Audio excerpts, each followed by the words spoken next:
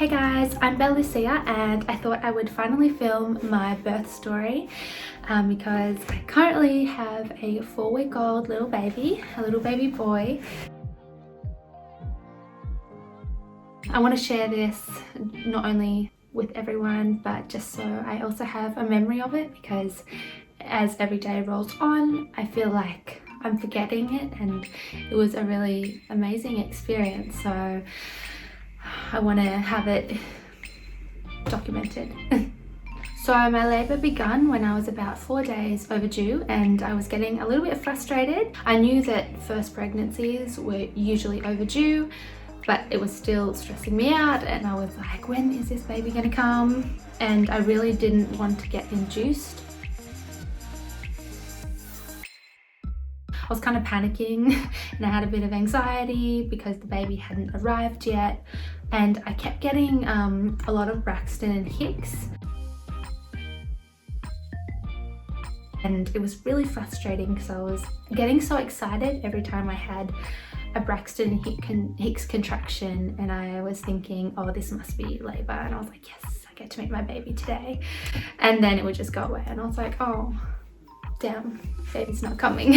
I was also doing everything I could to try and bring on this labour naturally, because I was very scared of going past 41 weeks and needing to be induced. I had planned like an all-natural water birth, so you can't have a water birth if you get induced. So I was like, oh, I really want this water birth.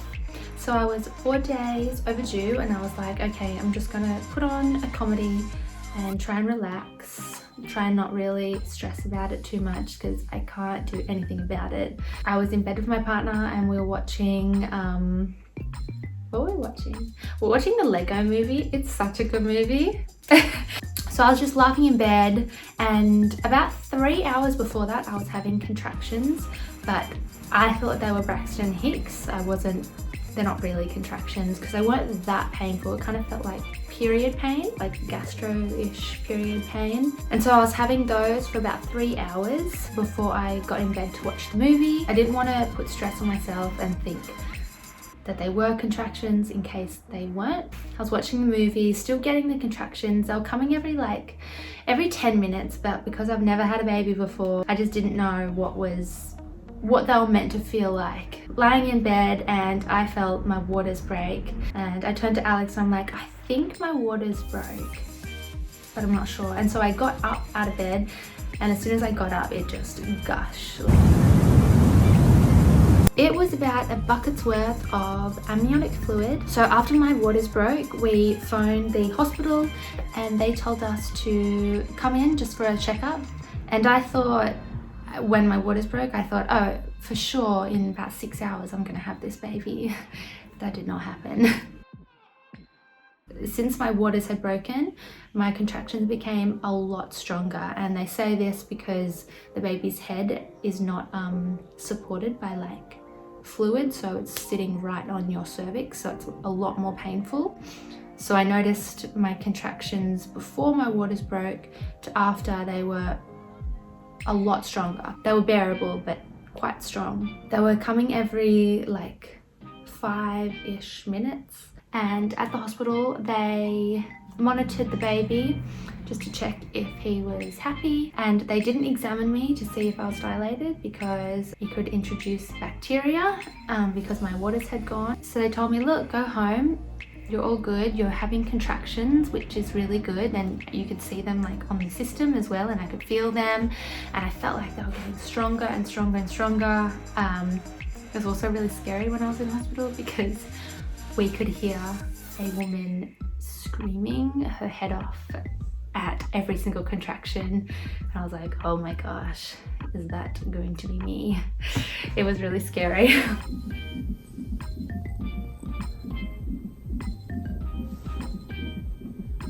How far are they apart?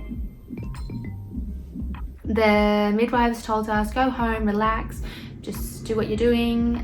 They told me it's okay if I have a bath. Some hospitals don't allow it if your water's broke, but they said it's fine to have a bath and labour in the bath at home, you know, labour at home. And when your contractions are, I think it's 3, it's so hard to remember this now. It's only been 4 weeks and it's so hard to remember.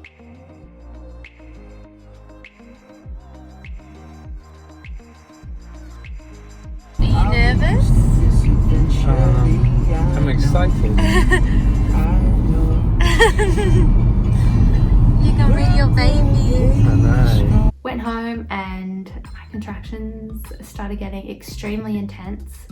I was labouring in the bathtub and my contractions were also very, very irregular. Sometimes I would get a contraction that lasts a minute and 40 seconds, and then I wouldn't get another one until 2 minutes later. And then sometimes I would get a contraction that lasted 20 seconds and then the next one would come in another 10 seconds. So they were just really erratic. There was no rhythm to them. They were just coming whenever. So I was in the bath and I was probably in the bath for about 8 hours. I was labouring at home and I thought I was doing really well, like handling the pain really well. It kind of felt like a wave, like you could feel it come on and you're like, okay, contractions coming, and I kind of learned to breathe through them. So I could feel that one was coming on, I'd be like and start breathing really deeply, and my mouth was getting so dry from how I was breathing.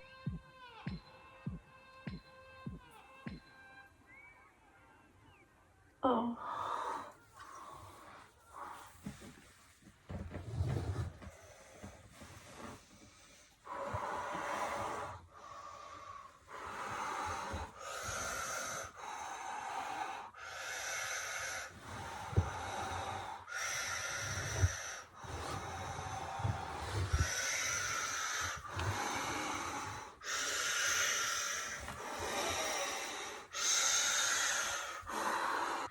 Another one.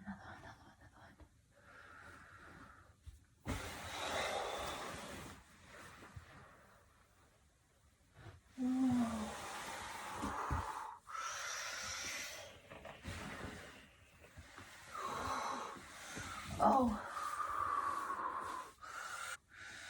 So, how long was that? 47.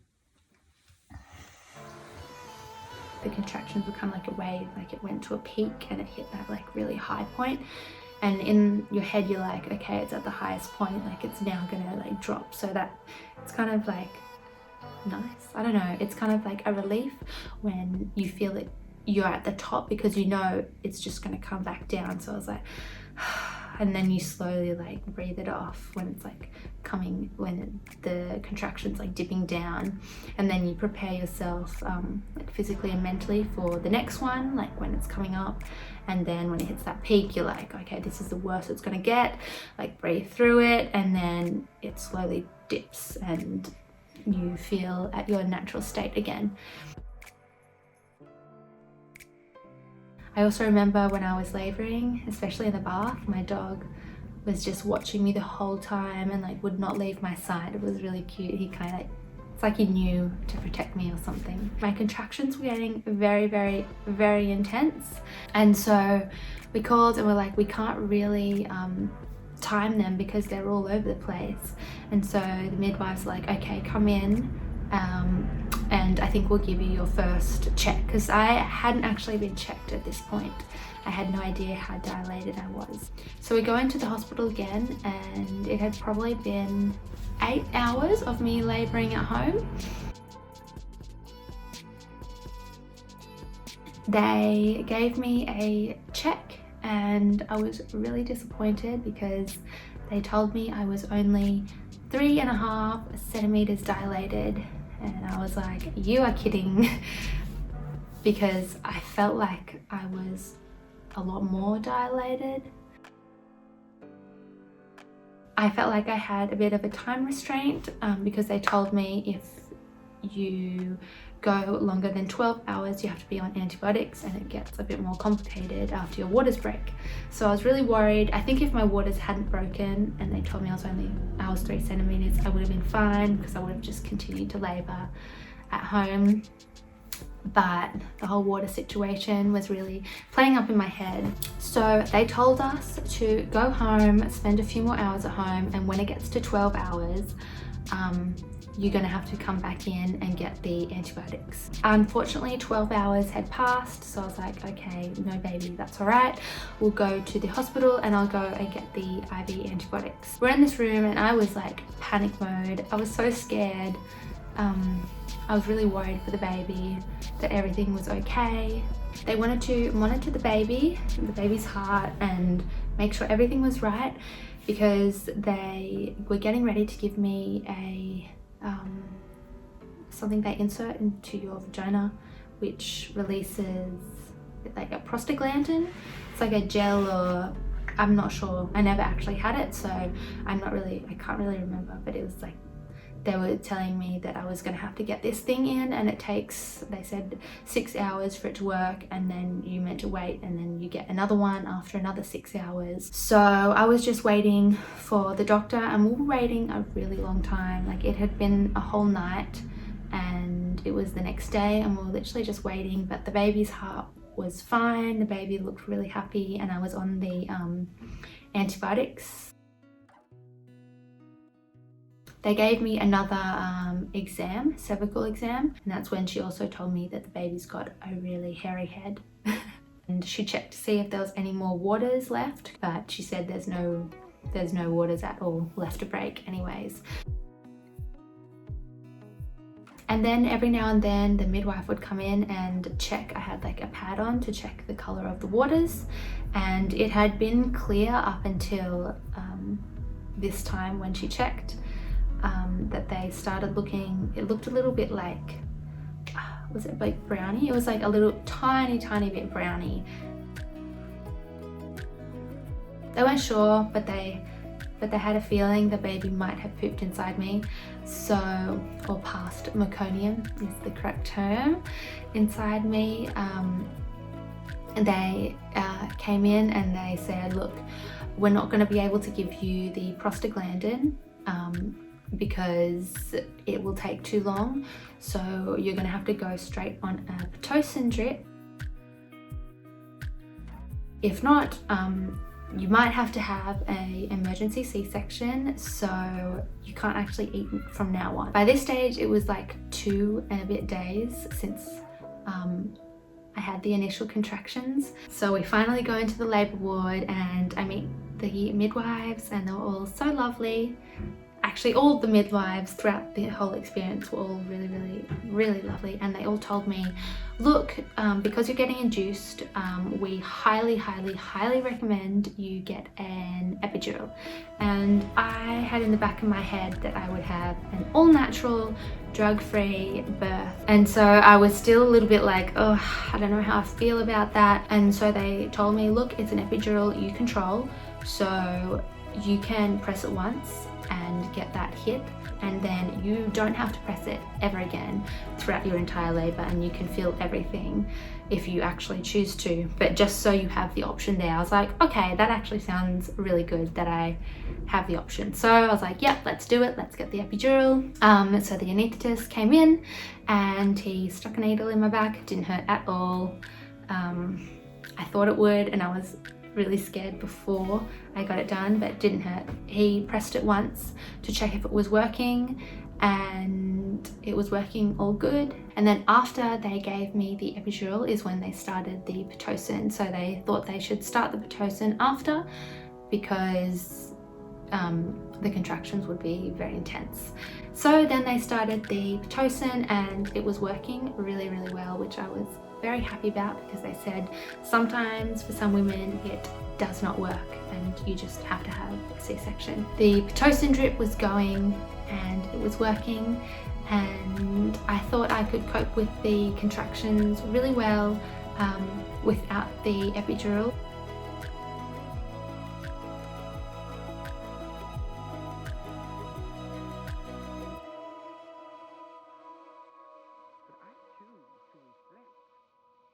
The times and the situations in which I find myself.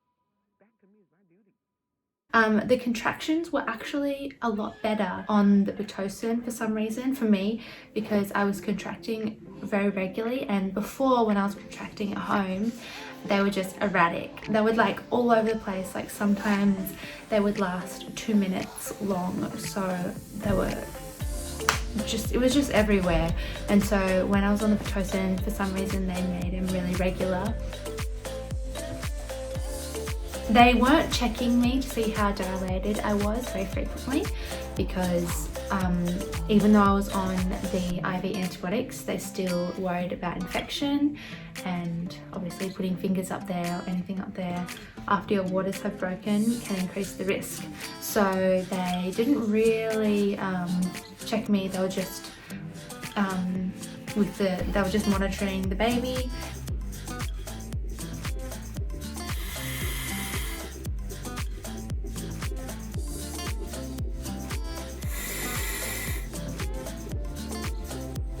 So I was going through the contractions. I was actually really loving my labour. And I think because everything was progressing really well. We were laughing and listening to really nice music, and the only thing I didn't like is I couldn't eat the entire time, just in case I needed an emergency C-section.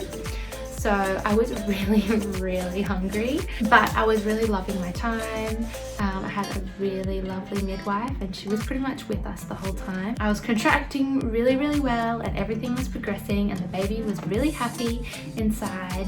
I loved the gas. And there was a point where the midwife was like, okay, I think you've had a little bit too much now, and she like took it away from me because I was like going hard on the gas. I really liked that. It was nice. So a few hours had passed and I was labouring well, and the midwife decided to check how dilated I was, because they didn't really check me too much because my waters were broken. So she checked, and I was disappointed again because she said I was 6 centimeters dilated, and she said with the contraction I was 7 centimeters. I thought I was a lot closer, so I was a little bit disheartened finding out that I was only 6 centimeters dilated, especially because the contractions seemed to be quite close together. Then right after she checked me and told me I was 6 centimeters dilated, my mum arrived at the hospital, and I hadn't seen my mum all year because I've been living in London and I'm Australian and she lives in Australia. After I saw my mum, this was probably 20 minutes after the midwife had just checked me and told me I was 6 centimeters dilated, I had the strongest feeling that the head was coming out. The baby is coming now. The baby's coming right now. I could just feel it. Everything was getting so much more intense. Like the contractions, the pressure, everything was 10 times more intense, like that.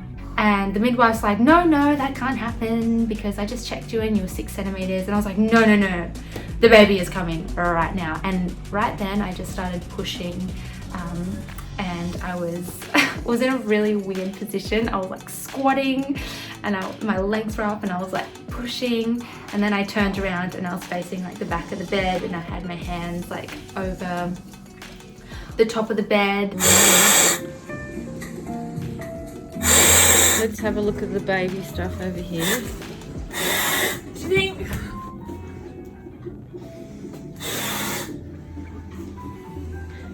Go from the side. I was also pushing like that, and I had the gas, and the contractions got to a point where there was pretty much no gaps, no breaks in between, and that was really hard. Doing really well. You're very controlled. Do you want a headband or no? The head is there. If the head's there, it might be worth sitting back a bit because you're sitting on top of the head with the head's coming out. It's really hard to explain. I wasn't pushing, but every contraction, your body just pushes naturally. And it's like the strongest feeling ever. It's obviously very painful, but then it's a really nice feeling because it's like the baby is almost out and you're like really connecting with the baby. I can't explain it, but it was like I want to do it again. You breathe through it, girl.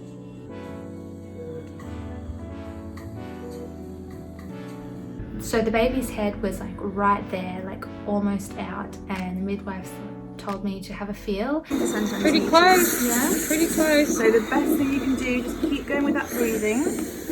Sorry, I'm just getting Baby's coming back, it's coming back, That's okay, please. Good girl, you breathe. The pain definitely intensified even more, and I remember asking Alex to press the button for the epidural because he had it, but then I thought in my head, no, it's too late to press that. So the pushing, I think I would have been about 10 centimeters, but they didn't examine me after 6, so I'm not sure. Yeah, the whole experience was so amazing. I mean, the whole pushing experience. It's kind of like you have an outer body experience because your body just takes over without you having to think about anything and think about what to do. I was getting a little bit upset. I think I started crying. I was like, I don't think the baby's gonna come out. I can't do it. And then all of a sudden, like I pushed and pushed with every contraction and the baby just came out like that. And the baby's head came out and it was like, oh, the biggest relief. And then as soon as the baby's head came out, the body just like slid out. The body was very easy. Congratulations on that!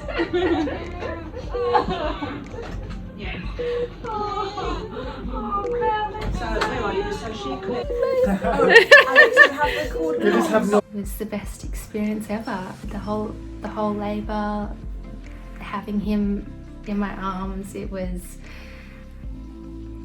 indescribable. Then the midwife came to check if I had any tears, and I was so nervous. I didn't feel like I had torn, but I was so scared of tearing for some reason. And she was checking me and she was like, oh no, you don't have any tears. I was like, what? I was so happy, so happy. So after that I had a shower, and it was the best shower ever while Alex did some skin to skin. I put him on my breast and breastfed. It was just, I wish I could do it again. So that is my birth story. I hope you enjoyed. Let me know what you'd like to see from me next, and thanks for watching.